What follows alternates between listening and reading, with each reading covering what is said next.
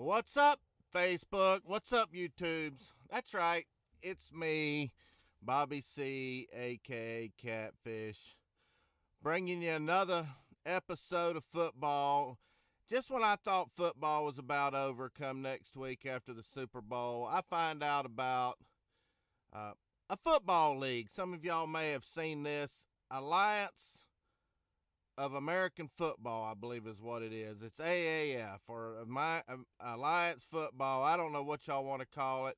I started researching this. I had Big Dog Brett call me up and asked me what I thought about it. Wanted to know if I was going to get into it. He's getting into the Atlanta Legends. I hear that they got Aaron Murray, which that's probably a good fit for Aaron Murray. He's not NFL caliber, like Peyton Manning was. But anyway, the more I dig into this, the more I think I like it.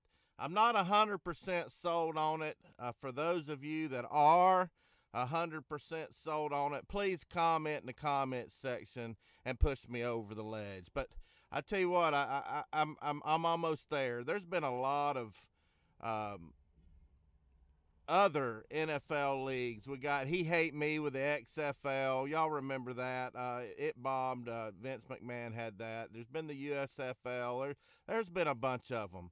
But this is really not trying to take the place of the NFL.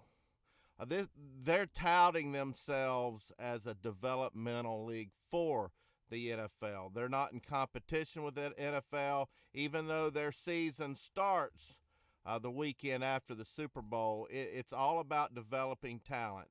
And when I heard that the head ball coach, Steve Spurrier, is going to be the coach of the Orlando Apollos, I said, all right, you've got my attention. Anytime I can hate the head ball coach, I'm going to take that opportunity. And when he tucked tail and quit in South Carolina, I thought all my days of trying to find a way to get at Steve Spurrier, because he's been under our skin as Tennessee fans. And most of you that watch me aren't Tennessee fans, but if you lived in my shoes for a minute, you'd probably feel the same way about Steve Spurrier. Even though I think he's a good guy, and he's done a lot of good things as far as East Tennessee, Florida, everywhere he's been. I know the high school stadium there in Science Hill, Tennessee is named Steve Spurrier Field, and he's got a pretty good story. Now, a lot of people don't like the way he quit South Carolina. Hey, we all quit jobs. Hey, there's been a bunch of jobs that I wished I could have just walked off of, and there's been a couple of them I have walked off on, and I know there's probably some of y'all feel the same way and could say the same thing. But I'm going to go over some of the things that I found out about this Alliance League. They seem to have a very good business model, and most of these leagues I've seen has just been built on hype. This seems to be built for the long term, and the first thing I noticed was all the people they got involved in this thing. One of the co-founders is the man who drafted Peyton Manning himself at the Indianapolis Colts, the general manager there at the time, Bill Polian. He's one of the co-founders. And that ought to tell you, a former general manager, he's got the developmental side of it, analyzing talent. That's what these things, these players are going to be. People are going to be watching them. It's kind of giving those pretty decent college players that don't get drafted a chance to maybe hone their skills. So sometimes some of these kids just need another year or two of playing to get to a level of playing in the NFL. But when I saw Bill Polian's name on it, okay, my ears are perked. I'm listening. You got Mike Singletary, who's the coach of the Memphis Express. I mentioned Steve Spurrier, and one of the classiest gentlemen in all the NFL, Troy Polamalu, the great Pittsburgh Steeler. Hines Ward, another great Georgia player that played a long time for the Steelers. Justin Tuck, Dick Ebersol, he's a big media guy in sports, and his son Charlie Ebersol is the one that's one of the founders, and Jared Allen, a great player. So they've got a lot of people around them. It's not entertainment based like the XFL is. It's all about players. And that's what's impressed me so far, but I want to hear what y'all think about it in the comments section. And I want to kind of go over the rules, some of the things I like, and maybe some of the things I don't like, and there might be a few things I'm not sure about, but they're going to be televised on CBS. CBS has signed on. There's not going to be any TV timeouts. They tout their games are going to run 150 minutes. That's a full 30 minutes shorter than an NFL game, minus the overtime. And the tickets are going to be like $35 a piece with no $10 beers. They say it's going to be real cheap food there.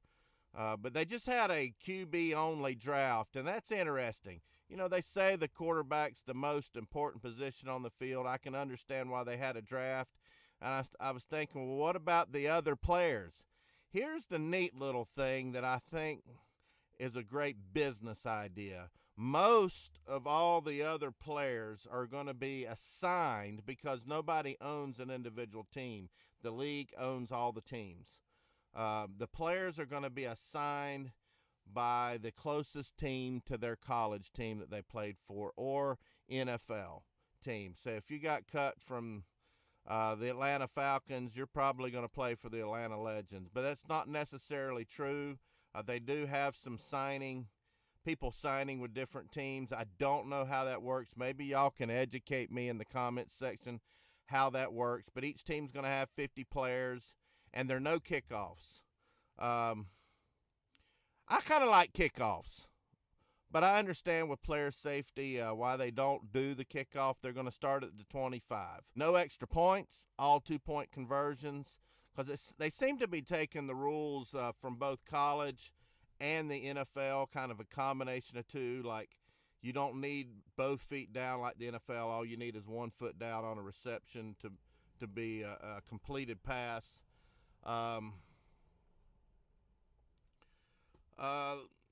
Those are the main differences. Oh, you only get 2 challenges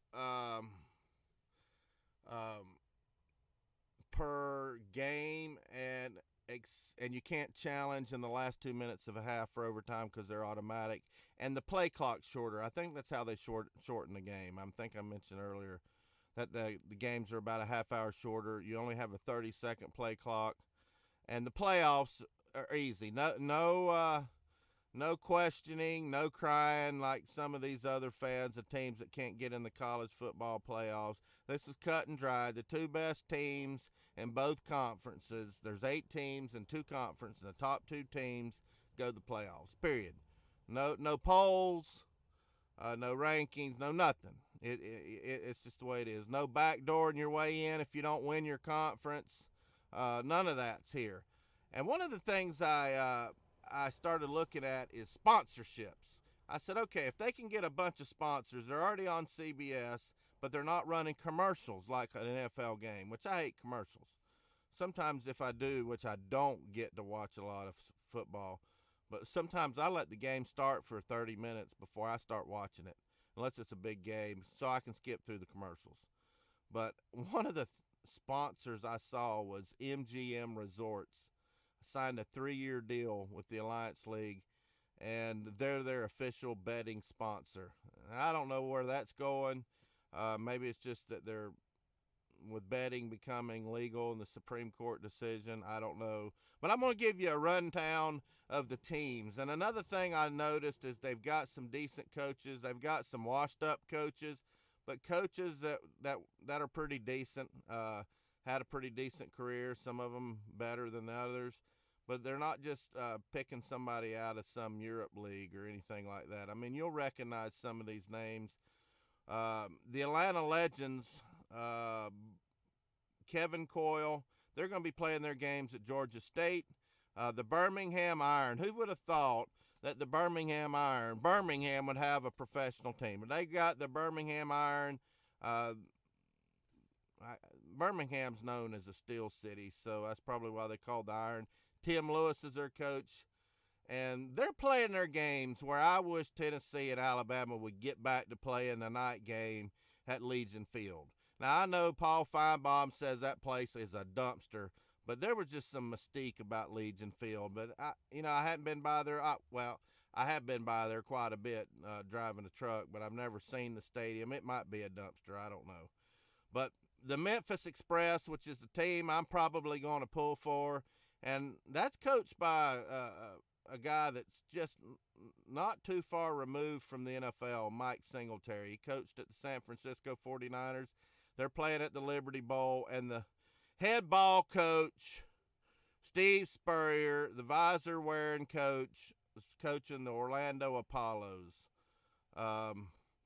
Then we've got the other conference. I don't even know what they're calling, if it's East or West, or if they've got a name for these conferences. I'm just now looking into this, and I'm really wanting to see what y'all think about it. We got the Arizona Hotshots. They're playing at Tempe.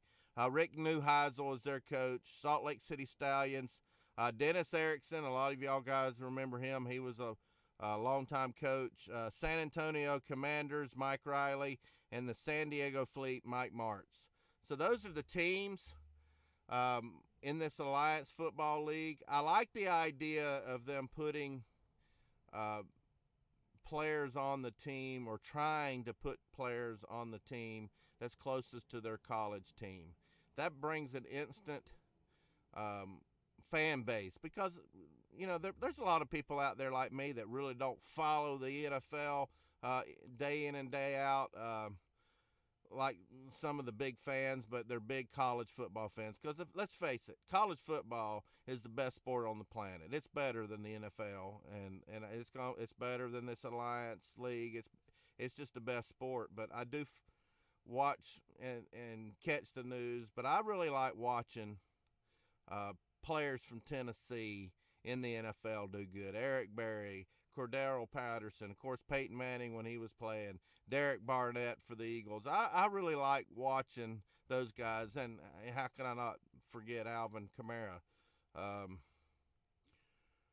Man, the more I think about him at the Saints, the more I get mad at Butch Jones. But this isn't a video about Butch Jones. This is about the Alliance League. But anyway, I want to see what you guys think about this, and I'm really, really thinking about covering this. I've reached out to the Alliance League for a press credential for possibly the Memphis Express, because my son Sam, as many of y'all know, is fighting leukemia at St. Jude. Maybe I can get a chance to go catch a game or interview some people. I don't know what I want to do, but I haven't heard back from them. They seem like it's a pretty easy application process, and I've applied for press credentials for other things, and it seems like a pretty easy deal. So we'll see how that goes. But anyway, don't forget to comment, and if you're first time here, hey, we cover a lot of college sports, the SEC, mostly college football, but we talk about a little bit of everything. We've got a live call-in show once or twice a week. We've got other people helping me make content. Pigskin Pete, Clemson fan. We got Mr. Dugas, the LSU fan. Of course, myself and Couch Coach host a live call-in show almost every Friday 8 called Friday Night Live, and we're trying to do some more, but I've had a lot going on with this truck wreck I was in and my son at St. Jude that I haven't been able to pump out the content like I want to. So I appreciate Pigskin Pete. He made me a video the other day. Y'all go check it out. It's about the Athlon sports way too early top 25 rankings. Great video. Thank you, Pete. So for those of you that's been watching me a while, y'all know what's coming next. I'm going to talk about my Tennessee Volunteer men's basketball team. Go Vols! Tennessee men's basketball team is going to just clean them South Carolina chickens' clock tomorrow in Columbia on the hardwood. I promise you that.